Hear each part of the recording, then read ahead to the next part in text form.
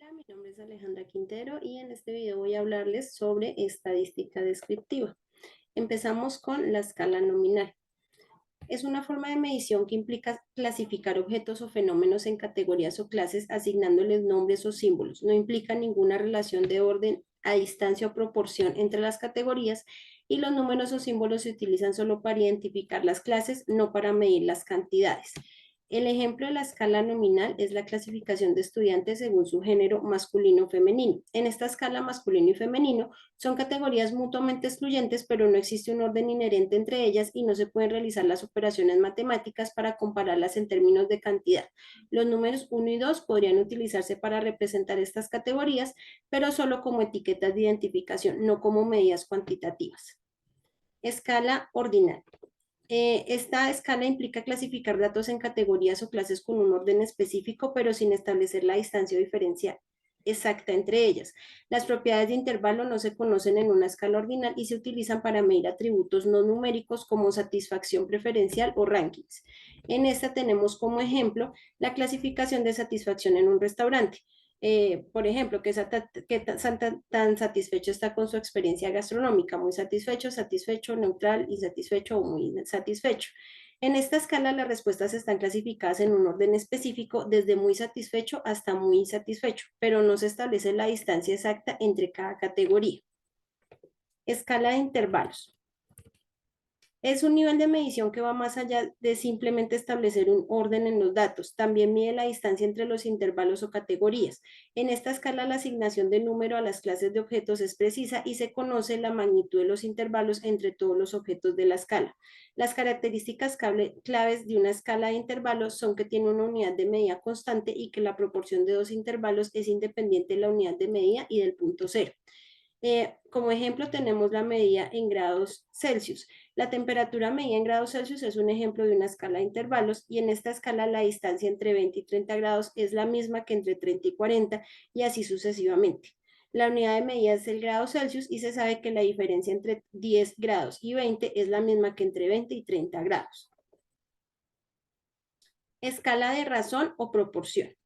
En términos de medición, tiene todas las características de una escala de intervalo como distinción, orden y distancia entre valores, pero agrega una característica principal, un punto cero real y absoluto en su origen. Esto significa que en una escala de razón no solo podemos realizar operaciones matemáticas significativas y determinar el orden de los valores, sino que también podemos establecer proporciones reales entre los valores.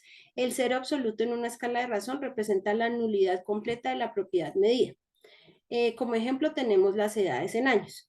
En esta escala no solo podemos decir que alguien que tiene 30 años es mayor que alguien que tiene 20 y que la diferencia entre 20 y 30 años es igual a la diferencia entre 30 y 40, que es como la distancia, sino que también podemos establecer proporciones reales, como por ejemplo que una persona de 40 años es el doble de edad que una persona de 20 años. La escala no comparativa es una escala en estadística y se utiliza para recopilar información sobre un objeto o un atributo de manera aislada, sin la necesidad de compararlo con otros objetos o atributos. En este tipo de escala, el sujeto valora o considera el objeto directamente a través de una serie de preguntas o ítems sin la necesidad de compararlo con otros objetos. Como ejemplo, tenemos la escala de Likert. En esta escala, los encuestados reciben una serie de afirmaciones o preguntas y se les pide que expresen su nivel de acuerdo o desacuerdo con cada afirmación en una escala de opciones que generalmente va desde totalmente desacuerdo hasta totalmente de acuerdo. Las variables. Las variables estadísticas son características o cualidades de personas, animales u objetos que pueden ser medidas o cuantificadas. Estas variables pueden adquirir diferentes valores y por lo tanto son susceptibles de cambio. Las variables estadísticas son esenciales en la estadística y la investigación, ya que permiten recopilar información y tomar decisiones basadas en datos medibles. Tenemos, digamos, dos tipos, las variables cuantitativas y las categóricas o cualitativas. La diferencia entre población y muestra es fundamentalmente su alcance y cómo se utiliza en la investigación. La población es el conjunto completo de elementos que comparten una característica o parámetro común. En la investigación representa a todos los individuos o elementos que están siendo estudiados. La muestra es un subconjunto más pequeño y representativo de la población. Se utiliza en investigaciones cuando es impracticable o costoso estudiar a toda la población y los datos de muestra se obtienen mediante un proceso de selección de un subgrupo de la población.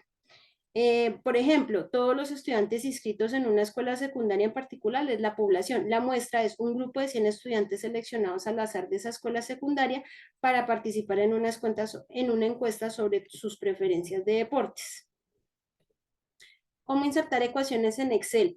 Supongamos que se desea insertar la ecuación matemática a la 2 más b a la 2 es igual a c a la 2 en una celda en Excel.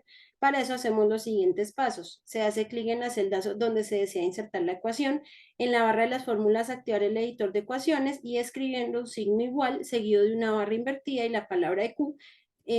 Luego abrir un paréntesis y escribir la ecuación matemática utilizando el formato de la text y la ecuación a la 2 más b a la 2 es igual a c a la 2 que se vería en el formato ya diferente. Cerrar el paréntesis y presionar Enter y el Excel convertirá automáticamente en la ecuación en una ecuación matemática en formato.